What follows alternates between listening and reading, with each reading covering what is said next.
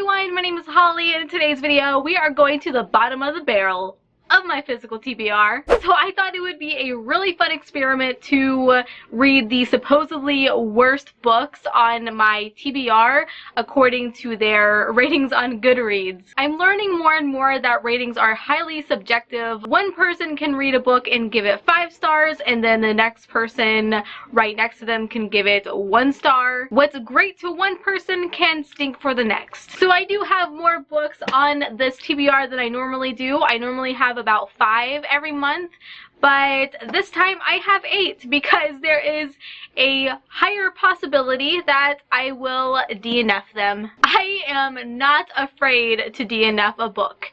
I will shut that crap down real quick. So out of these 8 lowest rated books, I am going to start with the highest rated one and work my way down, and eventually you will see the lowest of the lowest rated book that I own, which is kind of a shocking one actually. So the first book I have here is Nightfall by Jake Halpern and Peter Kujawinski, and this has a 3.40 rating on Goodreads. So the whole reason why I bought this book is because it has a really amazing sounding premise, and it's also a blend of fantasy and thriller, and it involves an island that succumbs to 14 years of day and then 14 years of night and cycles through that. Well, the family that this book centers around, they end up arriving on this island that is about to be in 14 years of night. This book sounds like it could be really scary, but where the bad reviews come in is that it's apparently not.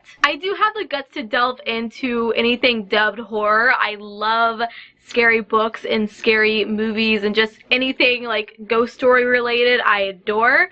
So I hope this one's not disappointing. I'm really curious to see where my rating will come into play when it comes to the creepy factor. I also really enjoy when characters have to solely rely on survival. I find those kind of stories really interesting.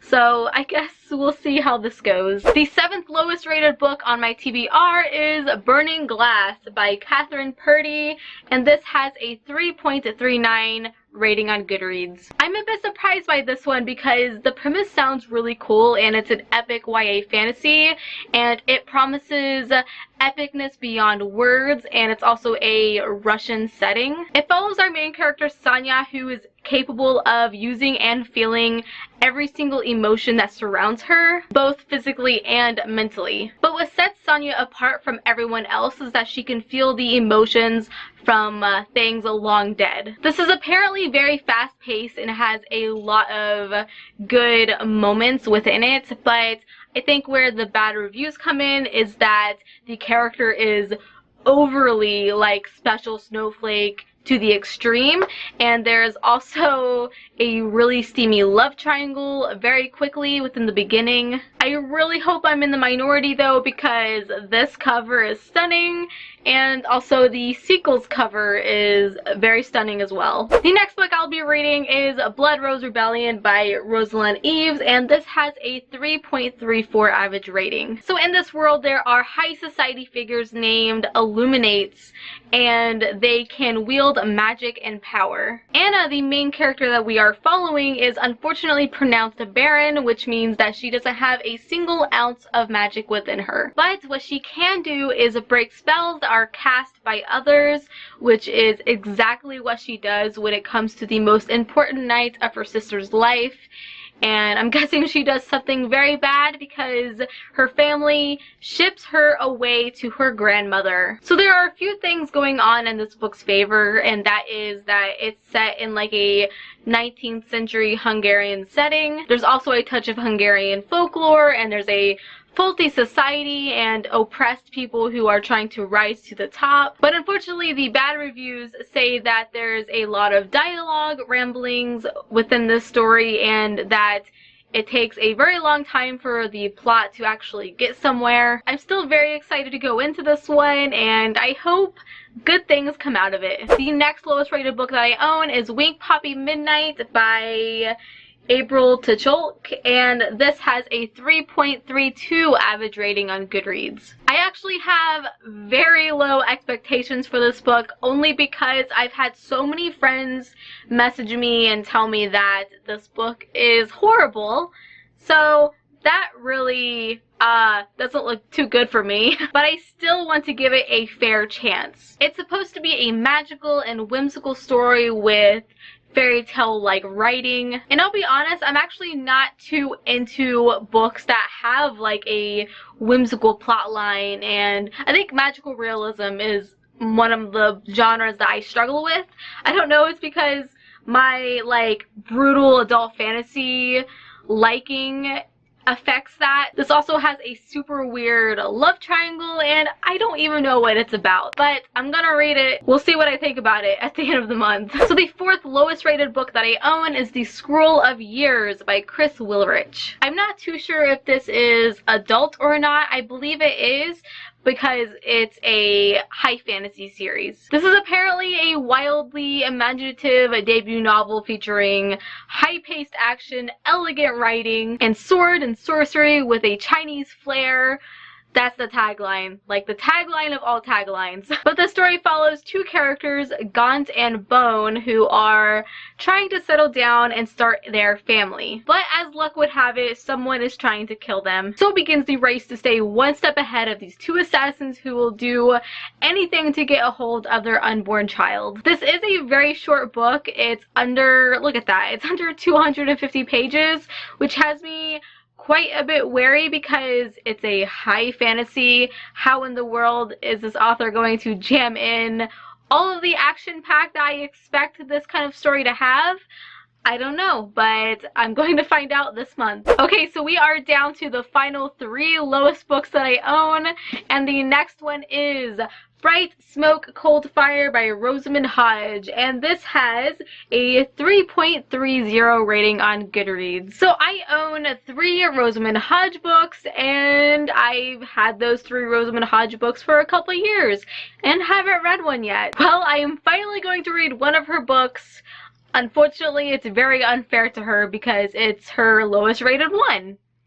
That's a great introduction to an author. I'm sorry, Rosamund. So this plot is definitely a doozy, and it's about Romeo and Juliet, that's right, who live in a society where there are zombies and they roam the perimeter of where they live. There is a force field that is protecting the walls, but for some reason it's failing. And there's also 2 other characters who are trying to work around the clock to solve this zombie problem, and they end up teaming up with Romeo and Juliet, who apparently snog faces the whole time in this book. That's one of the bigger complaints about this plot, is that Romeo and Juliet are constantly making out even when the world is crumbling around them. I'm not the biggest fan of Romeo and Juliet. I'm going into this with high hopes. Okay, like medium hopes, I'll give you that. Oh man, we're down to the last 2. So the second lowest rated book is Seeker by Arwen Elise Dayton, and this one was a shocker to me. I did not realize how low of a rating that this book eventually got since its release, because I actually own the entire trilogy. So I hope that this book redeems itself for me, because I spent the money buying the whole trilogy for some reason. So please. So this book is advertised for fans of The Hunger Games and The Song of Ice and Fire, which are hefty shoes to fill, and majority of people don't agree. So in the story we follow a girl named Quinn who has worked her entire life to become a seeker, along with her 3rd cousin Shinobu and also her lover. However, the night that Quinn takes her oath, she ends up finding out that the people that she trusts the most, she actually should not be trusting at all. Please, please be good to me. Alright, so now we have come to the lowest rated book that I own. Given to the Sea by Mindy McGinnis, and this has a 3.19 rating. So in this book, Kosa was born to be given to the sea. Spoilers. As was her mother and her mother's mother and beyond. As a sacrifice tries to appease the brutal sea to prevent a giant wave from destroying the kingdom like it did 100 years before. However, before she fulfills that purpose, she must birth an heir so that this tradition can keep going on for generations to protect the kingdom. But unfortunately, Kosa can't stand being touched by anyone, which causes a lot of problems. So this is Mindy McGinnis's very first fantasy novel, and it's actually my first novel of hers as well. So I am going into this one with very high hopes. I hope to not be disappointed, because I really think the premise sounds cool, except for like that one plot where she doesn't like to be touched by anyone. What? But yeah, excited nonetheless. So that is my May TBR challenge, I guess.